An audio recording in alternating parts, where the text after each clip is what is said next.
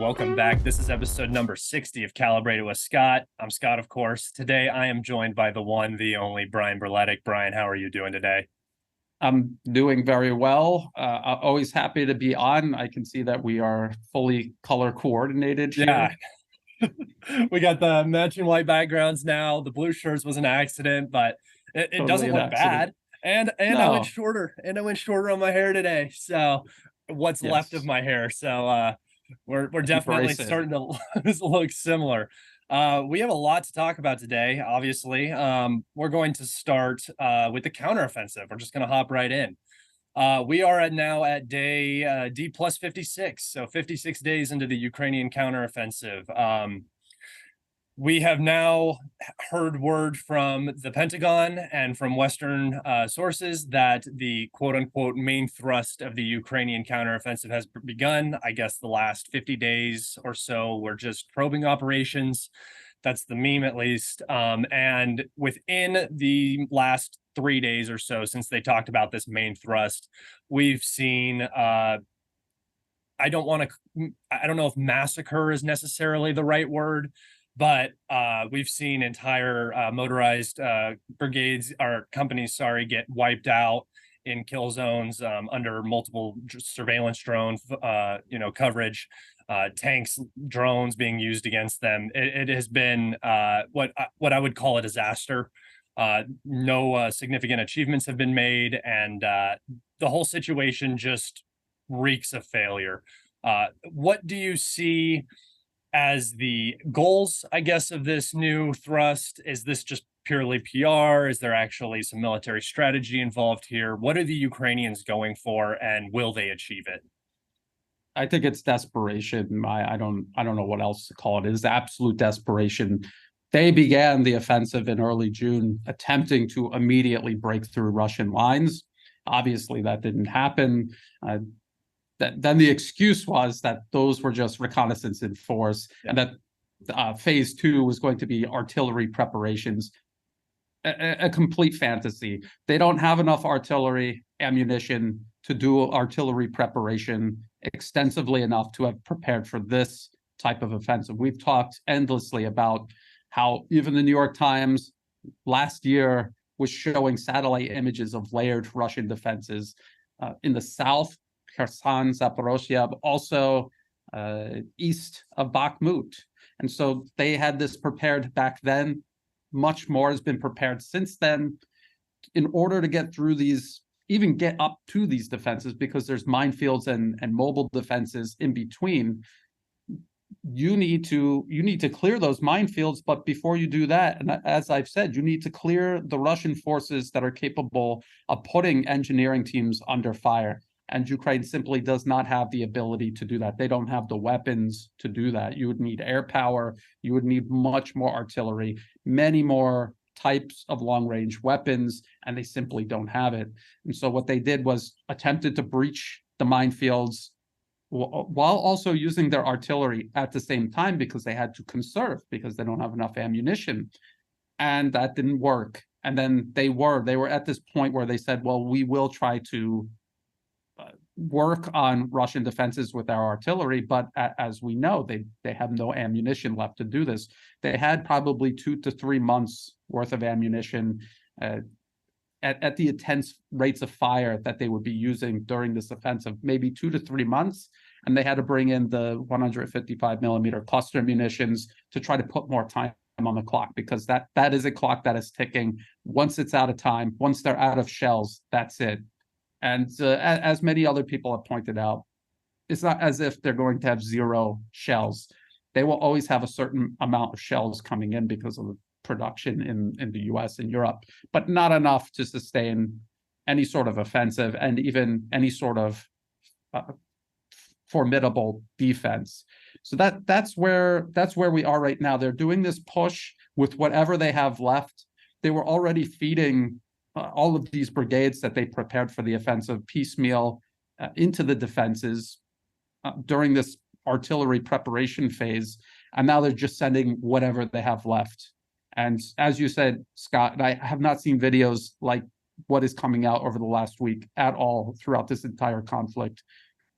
It literally is a company of motorized riflemen being wiped out. I think about 11 BMPs wiped out all at the same time. It's unbelievable.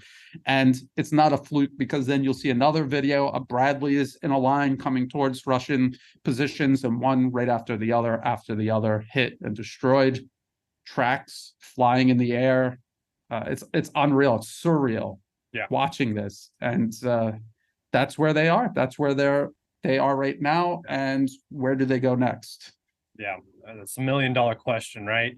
It seems as though the push around Bakhmut has also incredibly slowed down. There hasn't been any movement for 4 days. The Russians recaptured all of the settlement of Klishchivka.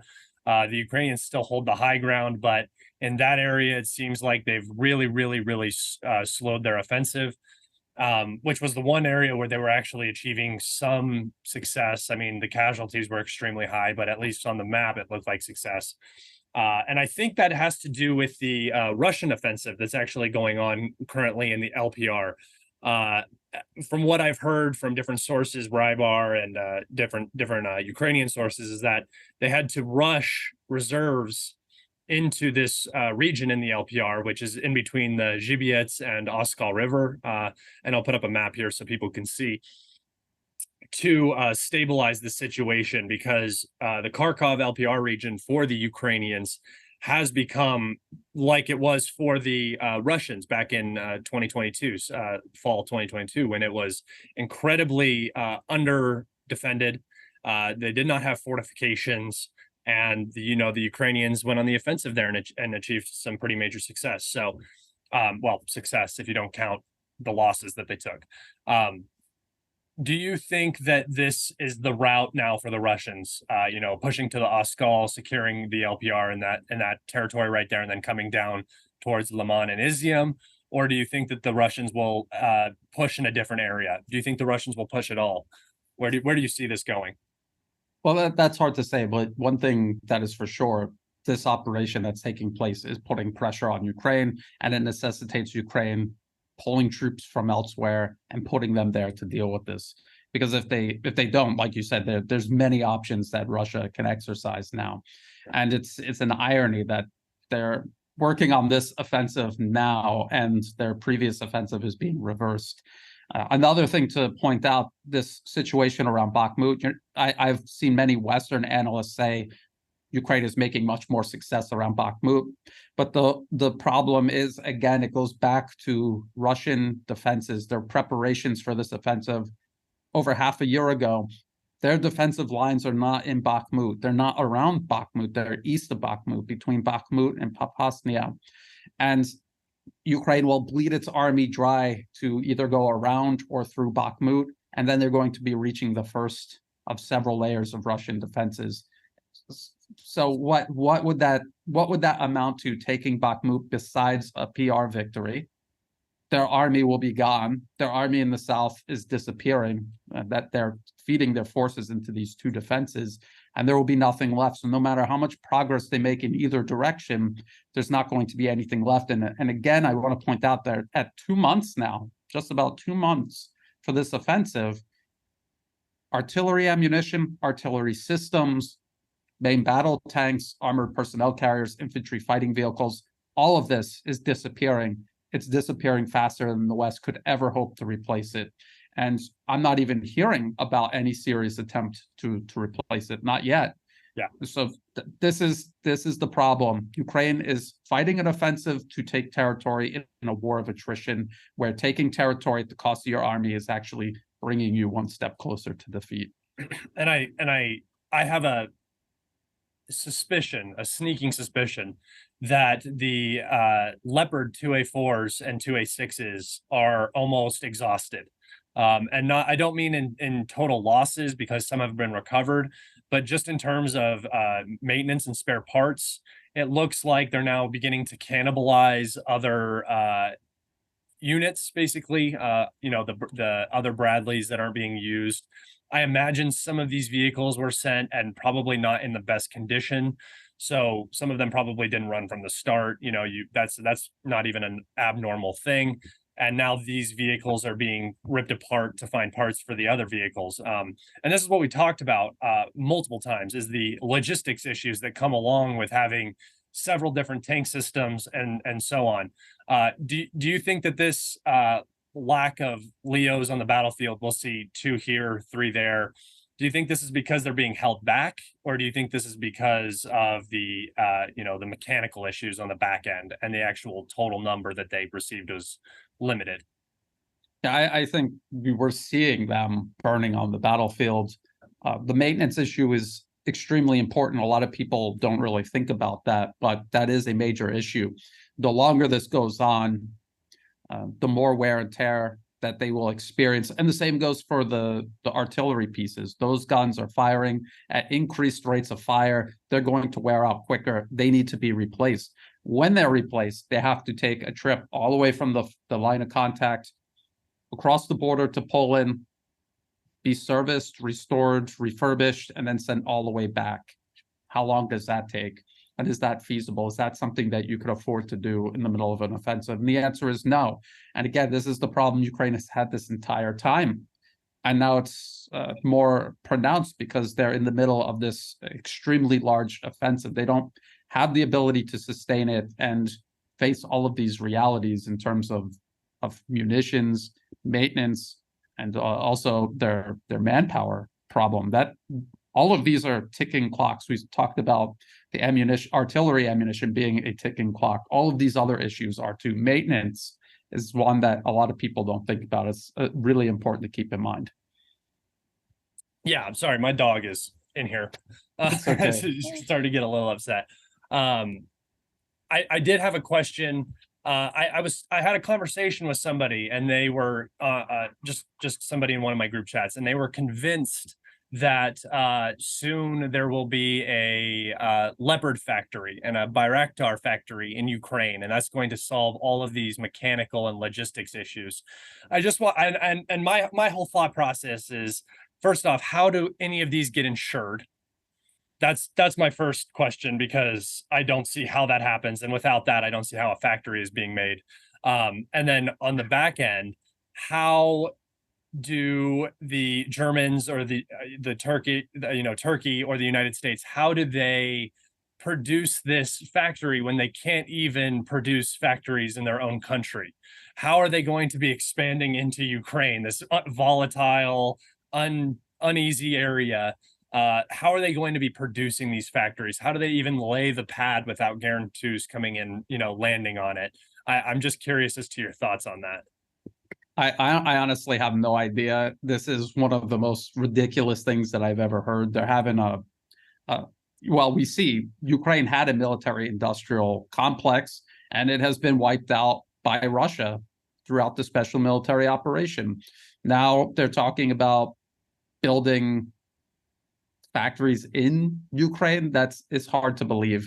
They have all of their maintenance facilities on the other side of the border in Poland, specifically because Russia will destroy them if they're inside Ukraine. If you build a Leopard factory or a Bayraktar factory in Ukraine, they will be destroyed. They'll be destroyed before they'll probably allow them to go through the process of building it and then destroy it before the first tank or drone rolls off the assembly line. I can't imagine how Russia would allow that to stand. And as you say, there are factories that exist in Germany, factories that exist in Turkey. They're making these. There's so much to this. How long does it take to build a factory? Where do you find the human resources, the people capable of doing these high-tech jobs, assembling all of these pieces? Where do you find them in the middle of a war where everyone is off to the front or everyone left Ukraine? So there's all of that. And why wouldn't you just build it in Germany or Poland? Why does it have to be in Ukraine? This whole thing just feels like virtue signaling, kind of, to me. Like, oh, we care. We're trying to show that we're invested in the future of Ukraine. And it feels like pipe dreams to me. I don't know. And keep track of when and how money is going to be invested into this. Maybe they get a big investment to do this, and then they don't even have to build the factories. So that really is just corruption, Yeah. which would not be some new concept in Ukraine. Well, we see that in the US all the time, right? We need this much money. We need this much money for the F-35 program. And then over, the next 20 years, it triples or quadruples in cost. So this is not a new thing, and all that money ends up going to different places. And then, there's a factory in every congressional district and so on and so forth. It's just it's how the military industrial complex works. We had talked before this, just one last thing on this counteroffensive. We had talked before we started about I guess I would almost call it the illusion of Ukrainian artillery advantage.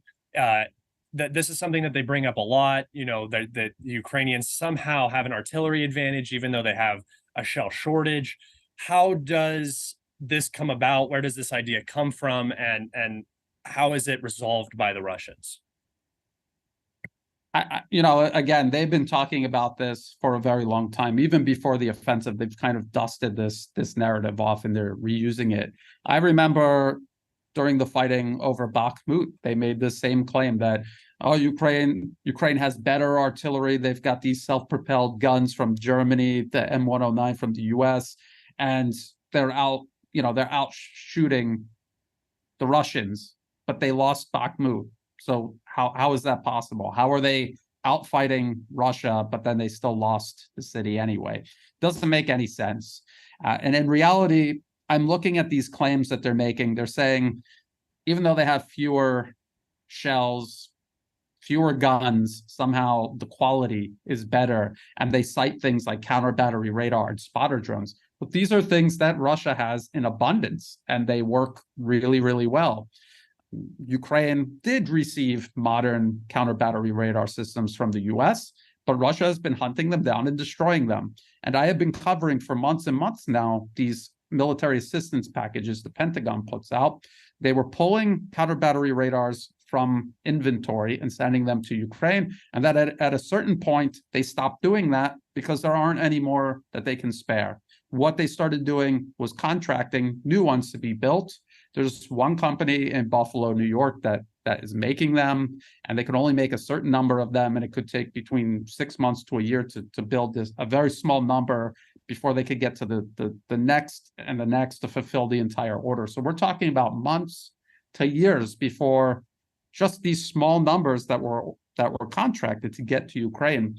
Russia is removing them off the battlefield far faster than they could be built. So how could they possibly be enjoying any sort of advantage? And I think the way that this is happening is that Ukraine takes whatever of their artillery that they have left, the best of what they have left, and they concentrate it in a few areas along the line of contact as part of this offensive. Locally, they will outmatch the Russian artillery in that area, but it will be temporary. It will be tactically temporary because Russia will move in artillery from elsewhere, and they will even the playing field, essentially. Strategically, this is unsustainable. They're running out of artillery pieces. They're running out of artillery shells. Russia is not. And so over time, this is not even going to be a viable tactic or strategy. And what few gains that they are making by doing this, and they are making gains by doing this, that they are reversed by Russia once they move reserves into the area. So it's, in a way, only accelerating the loss of their artillery systems. They concentrate them in one place. Russia knows that they're there, and they'll begin wiping them out.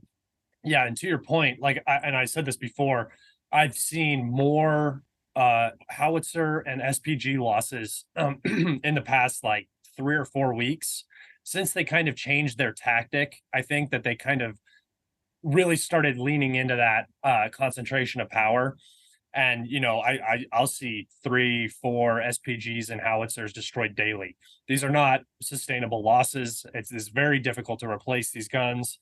We've seen the West struggle to do this. And to a further point on that, you mentioned the counter battery radars not being available. Big Surge talks about this a lot on Twitter. He says that the U.S. production, and I agree with him, the U.S. production of air defense missiles and radar systems hasn't increased at all. There has been no uptick. They're trying to increase artillery production, but really the most valuable items are engineering vehicles that the Ukrainians don't have great access to, radars, and then air defense missiles. And they're just not being produced by the West. I wanted to move now to a recent event that occurred, and that was what I don't know. I'm curious as to your thoughts on what the response was to. Some people say that the strike recently on the SBU building in Dnipropetrovsk was a response to the S-200 missile that was randomly fired into the Rostov region and landed on a cafe. Luckily, I don't think it was open, so there were minor injuries, but no casualties. And some people are saying it was a direct response to that. I'm under the impression, more or less, that it had to do more with the Crimean Bridge incident. We saw a massive missile strike that we haven't talked about either, on Ukrainian air bases in the, I believe it was the Zhytomyr region. And that also involved what I believe to be 4 Kinzhals that were used in that attack, and then 1 Kinzhal that was used on the SBU attack, the building attack. When it comes to this attack, do you think that this is in response to the S-200 attack, or do you believe that this is a Kerch Bridge response? Because in my book, the Russians don't respond that quickly. In less than 12 hours, we saw a response. I don't think that is really realistic. I do believe it's from the Kerch Bridge, but I'm curious as to your thoughts on that. Yeah, I think I agree with that. And the SBU, Ukraine Security Services, they're involved in a lot of horrible things, atrocities. The people living in areas that Russia has taken or that Ukraine has taken back, capturing Russian soldiers. The SBU is involved in a lot of this. And so I think Russia would be interested in hitting SBU facilities all across the country, along with everything else in terms of intel, command and control, everything. They would have a lot of interest in hitting that. So it's hard to tell the response to the Crimean Bridge attack, this most recent attack. How can we tell? They were hitting the port facilities. It could have also been in response to the grain deal and the temptation of, we saw Ukraine asking NATO to get involved, to take Russia's place and to guarantee safe shipping in the Black Sea. Well, if there's no ports and there's nothing to ship, then there's no reason for NATO to get involved in the Black Sea. And I think that might have been part of why Russia was doing that. Also the fact that I'm pretty sure weapons were coming in and out of ports under that grain deal. And that is one of the reasons Russia didn't renew it. So it's very hard to tell when there's these attacks, what it is in response to, almost impossible to tell. Yeah, and in my book, from the way I see it, the Odessa strikes was just the natural end to the grain deal. Those ports had been protected the entire conflict via the grain deal. As soon as they became targets, they were hit. There's stuff to hit there, so the Russians did what they needed to do. I do believe that the SBU building is a response to the Kerch Bridge and all the other activities that the SBU carries out. By the way, if you are a David fan on Twitter, the SBU building is actually not a military target. It has nothing to do with the war. The SBU is a police unit, so whatever the hell that means. Innocent. They're innocent. They're innocent in all this. Probably the single most provocative, outwardly reaching branch of the Ukrainian government in terms of their attacks on Russia. But somehow they're not, the intelligence service of a country is not a legitimate military target. But I do believe that I don't believe that the strikes on the Ukrainian air bases that involved 36 KH-101s and according to the Ukrainians, 36 KH-101s and the 4 Kinzhals was a response to the Crimean Bridge. I think that this was a way to completely reduce the Su-24 activity of Ukraine. These were the last remaining air bases that were being operated out of, and we still haven't got satellite pictures. I'm thinking I'm going to start a fundraiser on Twitter now to buy satellite photos, because anytime something is hit in Russia, within 5 minutes we have Maxar photos of what's going on. But Ukraine gets hit daily and we never see a satellite photo ever. So I'm interested to see how much damage was done to the airbase. But these were the air bases where Storm Shadow missiles were being launched out of. The one in Krivorog or Krivorad, and then the one up in the north of Ukraine. So that's my position on it, at least. And I'm going to move this further on into what I call the desperation section of this podcast, where I want to talk about the U.S.'s recent statements on Abrams and F-16s. They are openly admitting that these are not going to benefit Ukraine the way that everybody thinks they're going to. I think they're downplaying their effectiveness, and maybe perhaps in the hopes of not even needing to send them. Because they won't actually help the situation. But the U.S. has now said that both Abrams and F-16s will be in country before the end of the year. I'm just going to let you go because I'm sure you got plenty to speak on this. So let's start with the M1 Abrams. This is a main battle tank produced by the U.S., comparable to the German Leopard 2. There's many different versions. The version that Ukraine is going to get is the older M1A1. So they're not even going to be getting a relatively more modern version of this tank. I believe they're in total going to get 31, but they're going to be feeding them into Ukraine in single-digit numbers. And then we just saw the Leopard 2 make absolutely no difference in this offensive. They were wiped every time they are used. They are immediately targeted and wiped out. And the exact same thing is going to happen to the M1A1 Abrams that Ukraine operates.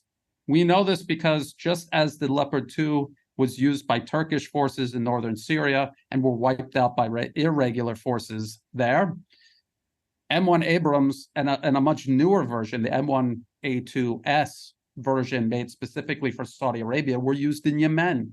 And they were being destroyed there by irregular forces with far less resources than the forces of the Russian Federation in Ukraine right now.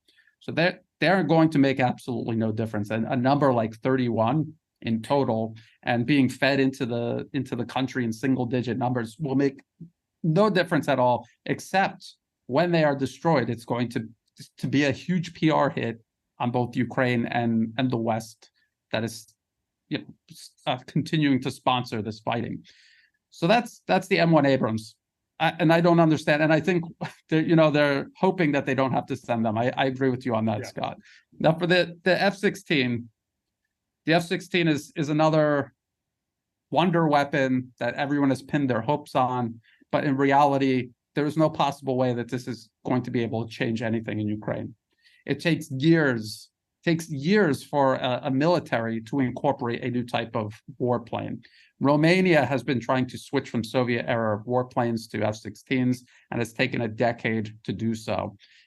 There is no way that between now and I think the training for the Ukrainian pilots, has that even started yet? Because I keep hearing that it's going to start. Yeah, I've heard back and forth rumors that, there's the rumors that it has been going on for a while now, in secret. And then there's also rumors that it's just starting or that it's going to start. But either way you put it, it's not enough time. It's not enough time. Yeah. And how many are going to be sent? Is it a relevant number? And the answer is no. It doesn't matter how many they send. That they have F-16s. An F-16 doesn't just fly in a vacuum inside a combat area. It has to work with absolutely everything else on the battlefield. It needs air defense systems to protect it while it's on the ground. Does Ukraine have the ability to do this? And the answer, again, is no. And then even if you could train Ukrainians to operate the F-16, a Ukrainian pilot flying an F-16 by himself is meaningless in a combined arms military operation. He also needs to train to conduct combined arms combat. He needs to be able to fly with other warplanes fulfilling different roles. He also needs to learn how to coordinate with military forces on the ground. And that takes additional time plus what he needs to do to learn how to fly it in the first place. So this is unfeasible. And even if they took NATO pilots and put them in the F-16s, it still doesn't matter because it would just be a small number of F-16s going up against the best air defense systems on Earth, going up against a much larger number of Russian warplanes that are operating. So again, it's just for public relations. It is this debris that these people sinking in the ocean are trying to grab onto and stay afloat for a little longer. It is interesting that the Russians this entire time have not been playing the PR game in all of their decision making. They retreat from areas, they pull back, they do embarrassing things that the Ukrainians wouldn't dare do because of the way it would appear to their domestic audience, to their international audience. But at the end of the day, Russia appears to be winning this proxy war against the West. They appear to be winning all over the world, which I would like to get into here soon. And the West only appears to be playing this PR game, and they're losing it. Even their full attempt to win in the information space is now coming up short.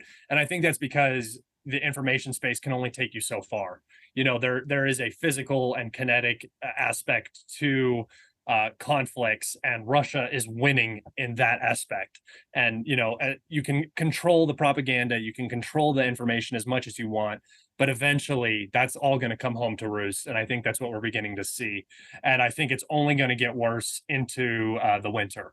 I wanted to talk to you about the recent Africa summit. I also wanted to talk to you about the coups that have been occurring. Most recently in Niger, we also saw some activity attempted in Sudan.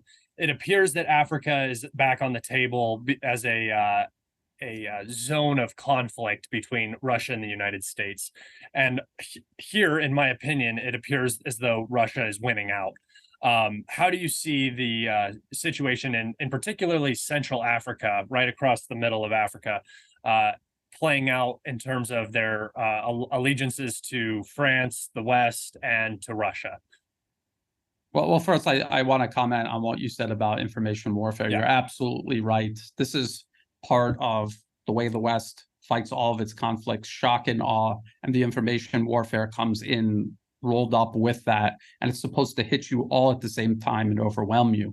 But if you stretch it out over a year or more, it becomes less and less effective. We saw this in Syria. They were completely winning the information war from 2011 to probably 2013. They had everyone tricked. The Arab Spring caught so many people off guard. They had no idea what was going on. They were cheering on what were essentially U.S. armed and backed terrorists. And then eventually, piece by piece, that whole facade crumbled and left what we have now today. And the same thing is happening in Ukraine now. Regarding Africa, this is not an area that I study in depth. My area of focus is Southeast Asia and Asia in general. But I would say it's very similar to what's happening here. You have nations that willingly and reflecting their own actual objective best interests want to work with China, want to work with Russia, because they have an entirely different approach to foreign policies. They have no preconditions on what type of government you have, what your moral proclivities are or aren't.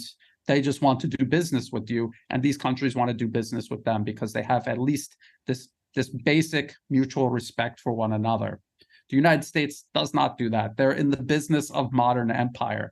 They come in not because they believe their morals are superior, but to transform that society to be an extension of American hegemony. They want to create a system where similar institutions can move into, work in the same way, and also interlock with all of the rest of people call it the deep state. These institutions, think tanks, policy think tanks, foreign policy objectives that continue regardless of who's in the White House or who's in Congress.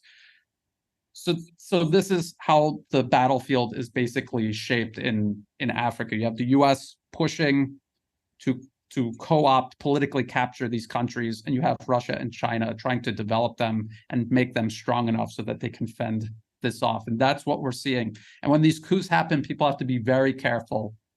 You cannot look at political ideologies. You cannot look at anything political or ideological. You have to follow the money. Yeah. Sometimes it's not clear. Sometimes it really is just an internal conflict. People have to understand that Africa, for generations, centuries, has been exploited, divided, and destroyed by the West. That takes a very real toll. That is very difficult to overcome and move beyond. People have to remember that. So it could just be instability, or it could be the U.S. carrying out regime change, or it could be a country reversing U.S.-sponsored regime change, or in the case of France, still trying to assert itself over its colonies, its previous colonies. So we see that not just in Central Africa, but also we saw a lot of this in North Africa, and this is going to continue. This is going to continue on. And I would say Russia and China have an advantage. We see multi-polarism prevailing everywhere else. Why wouldn't it prevail in Africa? I think that it will, but it's going to be a very, very long, stretched out process. I think one of the important aspects of all of this that is usually completely ignored, especially in the West, because it doesn't fit their narrative, is what Russia and China actually do for Africa compared to what the West does for Africa.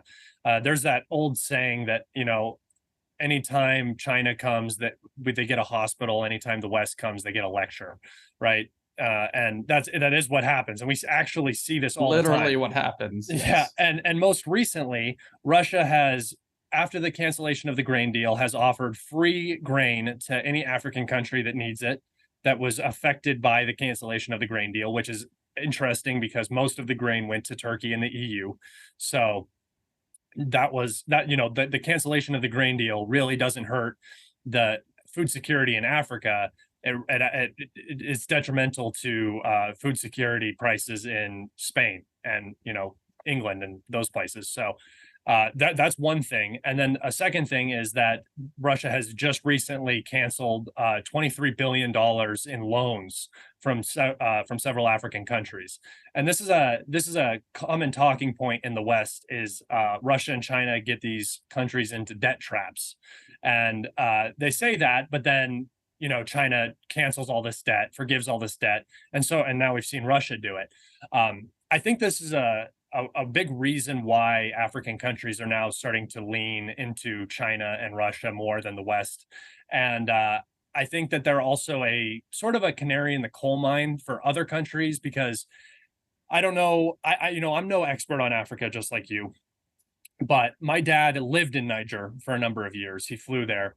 And one of the things he said was, you can never bullshit Nigerians. You can never bullshit Africans in general. They're very upfront. They're very honest. They're very vocal. And that is one thing that we see from Africa that we don't see from a lot of other nations, is that they will openly, criticize the United States. They will openly thank China and Russia for what they do. And I think that really speaks to what the idea of multipolarism that the Russians are trying to achieve. And I think that they're going to win Russia for that. I mean, they're going to win Africa for that reason, at least large swaths of Africa, as well as China will come in and take over, in terms of their sphere of influence. I wanted to actually talk about your area of specialty, which is Southeast Asia. We've seen the recent Taiwan aid package, which I would like to discuss with you, as well as anything else you want to talk about in the region that you would like to get onto this podcast for my audience to hear. Well, I will talk a little bit about Southeast Asia and then the Taiwan military aid package. It's very similar to what's going on in Africa. So what you have here in Southeast Asia is the United States coming in, and they're telling these countries, you need to work with us to encircle and contain China. And all of these countries say no. And the reason they say no is because China is their largest trade partner, investor, source of tourism, and they're building infrastructure that this region wants and needs. And China is the only one that's going to come and build it for them. And we're talking about high-speed rail, highways, hydroelectric dams, basically everything that a modern country needs. And so that they're very close with China. Historically, they always have been in this region. And so what does the United States do to convince them otherwise? Well, they can't convince them otherwise. So they begin undermining these governments. And they do it through a full spectrum approach.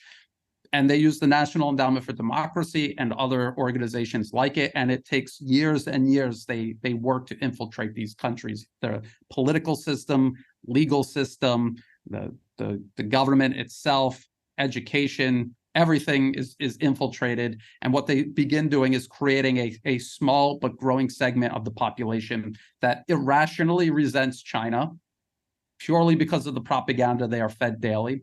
They control the information space. In Southeast Asia, almost every country depends on US-based social media platforms, and that's where people get their news.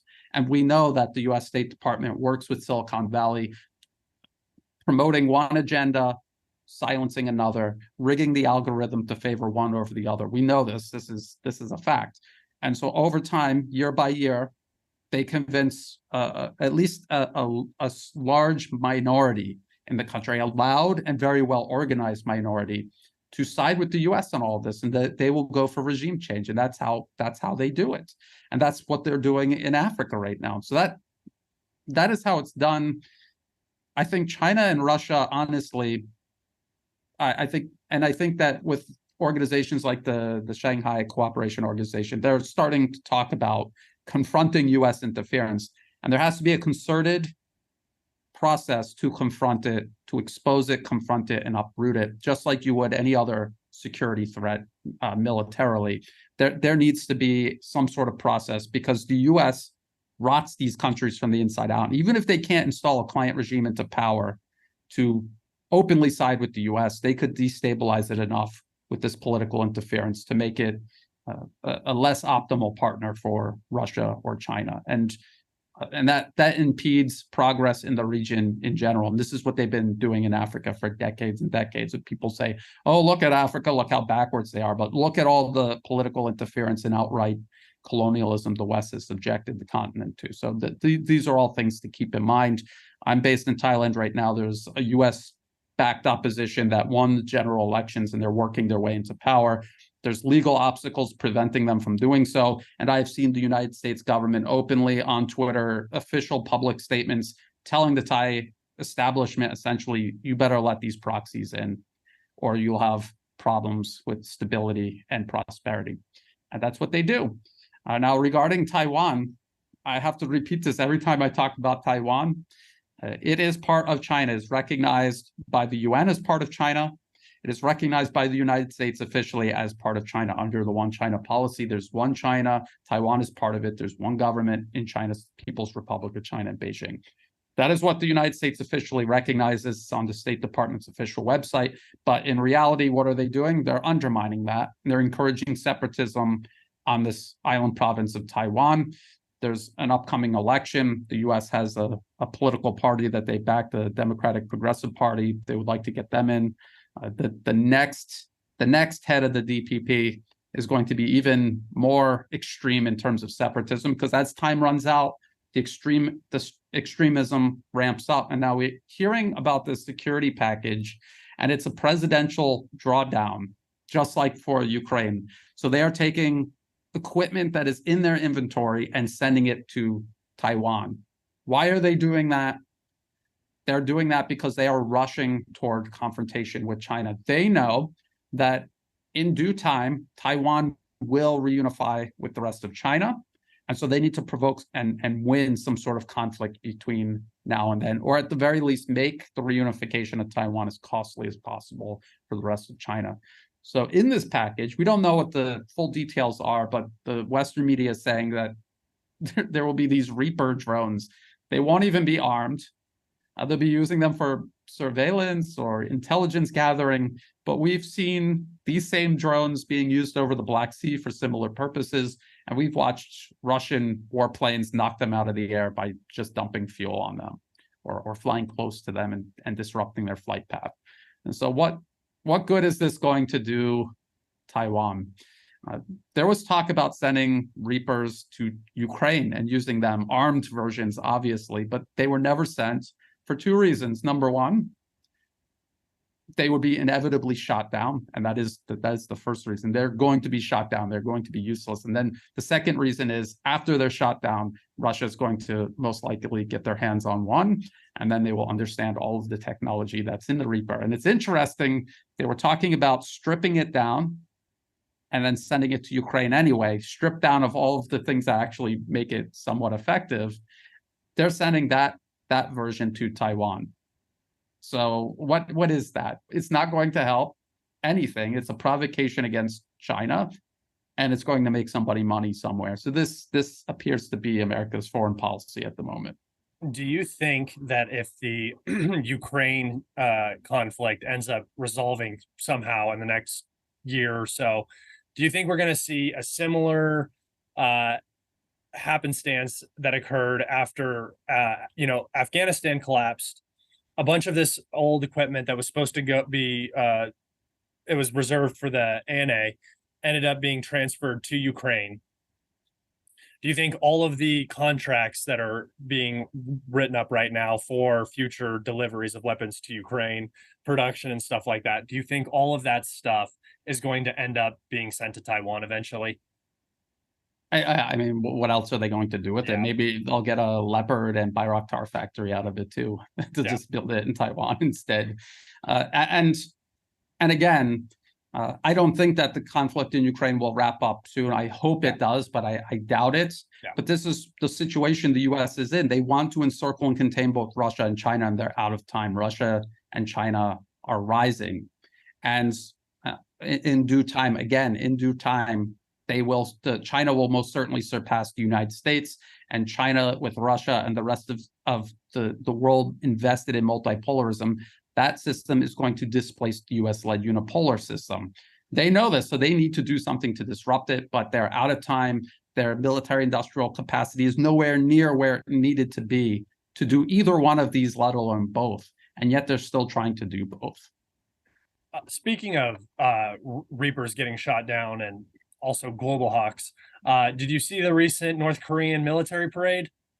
Yeah, yes, I did. I don't know how, they could literally just be mock-ups, just for looks, but it looks like Ukraine or North Korea now has both Global Hawk copy and Reaper copy. So I mean, I don't know what that speaks to, but to me, it sounds like Iran, Russia, and China and North Korea are all sharing information that they've gathered on U.S. equipment and technology.